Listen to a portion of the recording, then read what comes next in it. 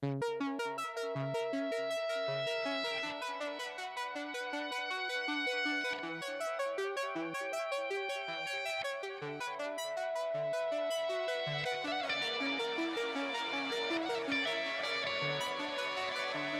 is our D line playing some really good offense on a turn.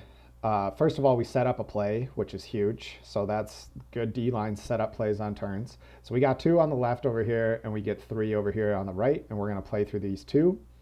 And it works really well. They run a diamond cut, so JQ is going to attack deep, and Andrew just comes on underneath that. First of all, I'll just highlight this is a really good throw to leverage from Matt. So Andrew's defender is close. Andrew's got him boxed out. He's got leverage. We do need to throw to leverage. I think we need to be better at throwing to leverage. So this defender could touch Andrew, and Matt just completes it anyway. So that's what really good teams do. They throw and hit leverage. And then this next throw from Andrew is very, very good. So he throws the diagonal. He throws this inside break to JQ. And that just buys us like 8 yards. Yes, we gain yards downfield, but it buys us like 8 yards of width. So now Johnny Quick is like 10 yards off of the sideline. We're like working back towards the middle of the field. Johnny Quick even hits this dishy to Matt, and we're bang, like we're right in the middle of the field. And that all starts because Andrew is willing to just hit JQ early on that inside lane and gain some width for us. I think we have a lot of throwers who might struggle with that. Throwers who might think I like have to throw this way, or I like can only throw this way. Being able to hit this diagonal, this inside lane, is really big for us. It allows us to control width, which allows us to just better control the space and attack of our offense, and then we can put more pressure on the other team. So this is a really good example of just great offense from our D-line off of a turn.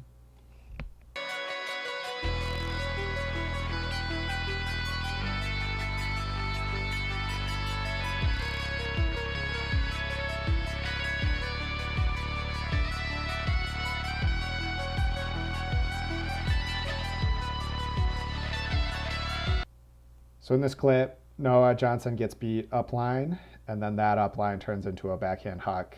And thankfully, Travis gets us out of there, but this is a very dangerous ball, and the offense almost had an easy score here. So I think we could do a lot better, and it all starts just way back here. So I think this is the part where I have some sympathies for Noah. So we've got Buck at putting on a flat mark, which is what Buck is supposed to be doing. So Buck is supposed to put a flat mark on early in the stall. Stall 1, 2 is flat. So when Buck's doing a flat mark, he's kind of covering this space here. He's giving the defense some help into this little square. And knowing that, Noah Johnson goes press. So right now if we just look at only this frame, we're in a pretty good spot. We've got Buck covering this, and Noah's going to try to cover this, which is going to eventually force the offense to try to like attack something in here. And then we're going to have Buck pressuring this window, and we're going to have Noah Johnson pressuring this window, and we're going to try to compress this space from both sides and make it a difficult throw. But Buck is going to rotate into his backhand force right here. And Noah Johnson, I think, needs to know that. So he needs to know that this is still force backhand. He needs to know, hey, we start with a flat mark for like stalls 1 and 2, and then we're going to settle into our regular mark. So I can't over rely on Buck giving me support here. When Buck rotates into his force backhand, Noah Johnson does not adjust. And so now Noah doesn't have help in this spot from Buck, and that's exactly where his person attacks him and beats him for a touch that leads to a huck. So things Noah could do better here. I think Trevor would probably say, be a little physical. He could go if you're going to press cover, you're a reset handler. That's what this is, where Noah's like stepping into him. If you're going to press cover a reset handler, you should put a hand on so that you can feel them, or you should like maybe put your body in their way so you can feel them. But right now, Noah doesn't have a touch on. He's giving his guy a lot of space. Noah is also looking straight at the thrower. So it doesn't seem like Noah can see his person here, and based on the way his person beats him over this shoulder, it's like it feels apparent that Noah doesn't see his guy here. And so if you can't see your guy, you should be at least feeling your guy. You got to do one of the two things.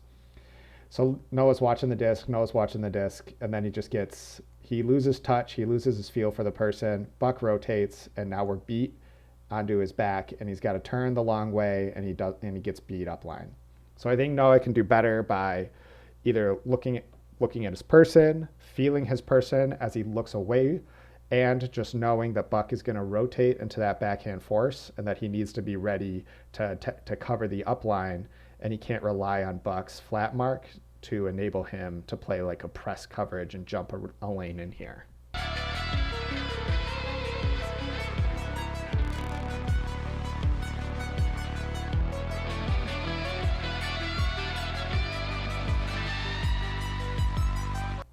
In this clip, I really like the way Caden attacks his defender's back. So the ball goes into Matt, and you can kind of see already that the defender is giving Caden his back. So Caden takes it with a little horizontal move to attack his back. The defender doesn't do a good job of covering that. So the defender continues to let Caden attack his back on the vertical move. So when Caden puts his foot in the ground and attacks his back for the second time, now this defender is just totally lost, and Caden can just stop and settle in for a really easy throw from Matt.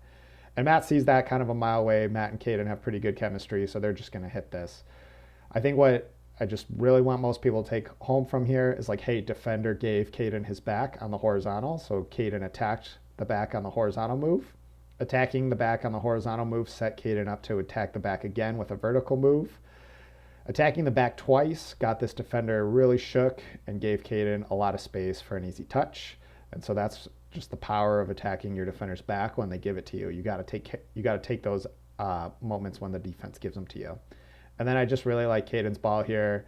It's like to the middle of the end zone, nice touch, and good score.